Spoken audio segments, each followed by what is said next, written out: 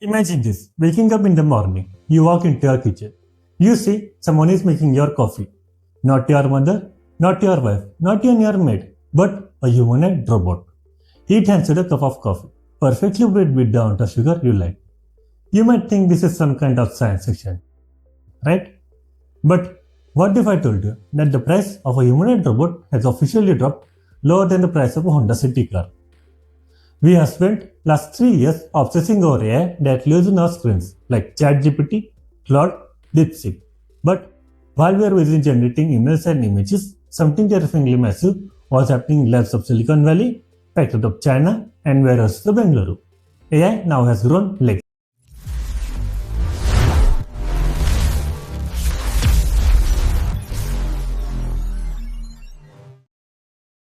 Hello everyone, welcome to Tech and Strategy. This is not just a tech update. This is a fundamental shift in the global economy. Today, we are going to analyze 2026 biggest trend, that is embodied AI. In this video, we are going to learn about these 5 things. Number 1, why embodied AI could be the next trillion-dollar industry. Number 2, the right flow economics. Why robot prices are crashing right now. Number 3, the battle of titans. How Nvidia and Tesla are fighting for dominance. Number 4, the geopolitical crisis. Why all developed nations want robot workers. Number 5, the Indian angle. How it is going to affect Indian jobs and Indian startup ecosystem. This is a business case study that affects every single industry from logistics to healthcare. Let's dive in. Let's start with point number 1, understanding the shift from generative AI to embodied AI. You see, for the last 10 years, robots were stupid. They were hard-coded. If you want a robot to pick up a box, you need to write hundreds of lines of code, tell it to move on by 30 degrees, close the grip and pick it up. But if you move the box little bit, it would fail. Why? Because it has no intelligence. But that has changed now. Because we took the brain of ChatGPT, Gemini and installed it in the body of a machine. We call it as Vision Language Action Model. Now you don't have to write the code. You just need to show it a video of a human folding a shirt. It understands and learns to fold the shirt. Similarly, if you want to pick up the trash, it understands and identifies the trash and pick it up. According to the report by Goldman Sachs, the market for humanoid robot could reach $154 billion by 2035. But here is the catch. The growth curve looks similar to the smartphone curve of 2007. The insight here is simple. The software issue is solved, the brain is ready. Now it's a race to build the body.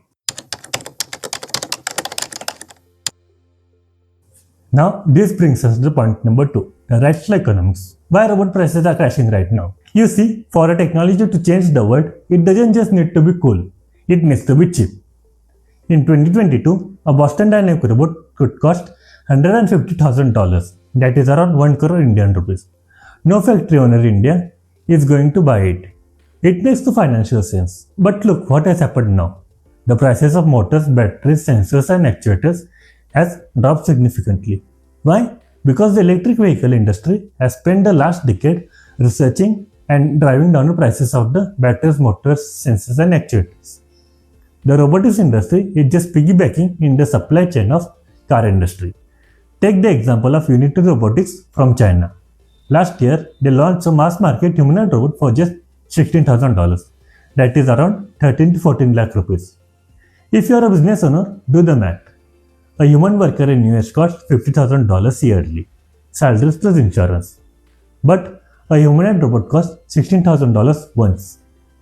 It works for 20 hours a day, takes no holidays and demands no bonus. The return on investment here is less than 6 months. When the return on investment drops below 12 months, the adoption is exponential. That is where we are standing right now in 2026. But who is making money here? This brings us to the point number 3, the battle of titans. In the AI gold rush, there are 2 ways to make the money. Sell the gold or sell the shovels. On one side there is Nvidia. Jensen realized early that making robots is hard. So he decided to build a gym for the robot, where robots go to learn. It is called as Project Groot and the Isaac simulation.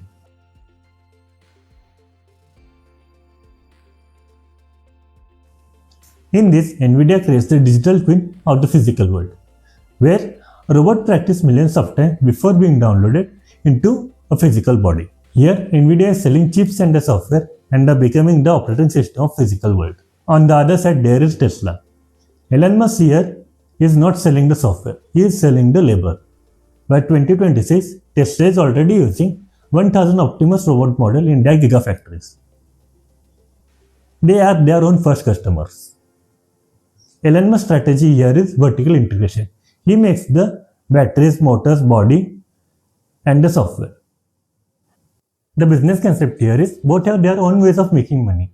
Nvidia wants to be Microsoft of the robotics, that is software for everyone, and Tesla wants to be the Apple of robotics, premium integrated software plus hardware. Both are trillion-dollar plays. But why now? Why is there such a desperate rush? You might think, won't this take away jobs? This brings us to the point number 4, the geopolitical crisis. The world is running out of workers. Look at the data. Japan's population is shrinking. China's population peaked in 2014 and is now collapsing. Even in the US, there is a shortage of 2 million factory workers. This is not about replacing the humans who want to work.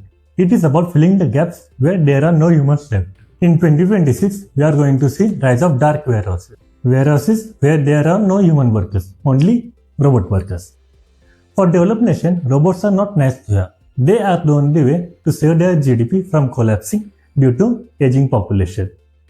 That is why governments are pouring billions into this sector. Now, the most important question. Where does India stand in this?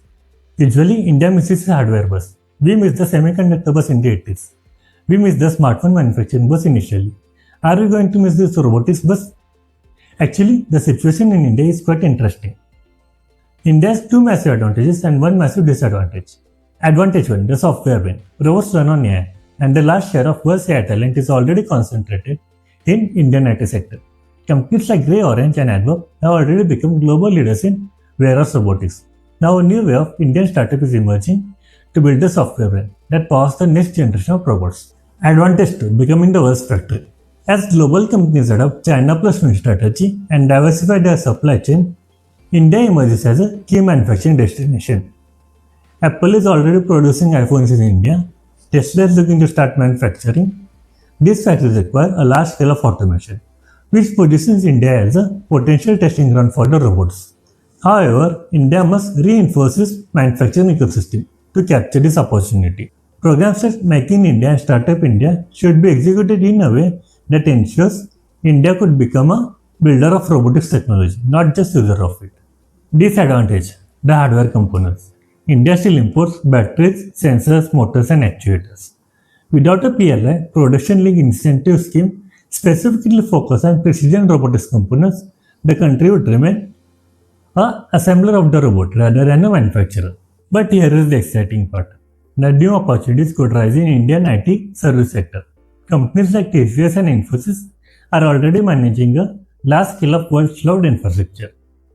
The next step could be the Indian engineers training the robots using the platforms like Nvidia's Project Root and Azure Simulation. In the next 3 to 4 years, they could be managing and training the robotics fleet across the globe. This could trigger a next wave in the IT service sector. So, what have we learned from this case study? Number 1. The brain-body convergence. AI is no longer a text, it has hands and eyes. The digital world is merging with physical world.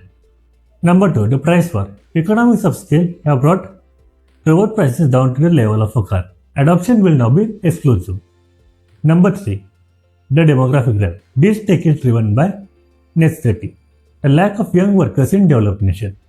Number 4. The Indian angle. We have the software talent, but we need to fight for the hardware supply chain. My prediction, in the next 2-3 years, you will not see robots walking on the streets, but you will see them in the backend. Warehouses, car manufacturing, assembly lines, and supply chain will all be touched by humanoid robots. The barrier to entry is lowering. The question here is, will Indian entrepreneurs build the next Boston Dynamics, or will be just consumers of it? I want you to comment below.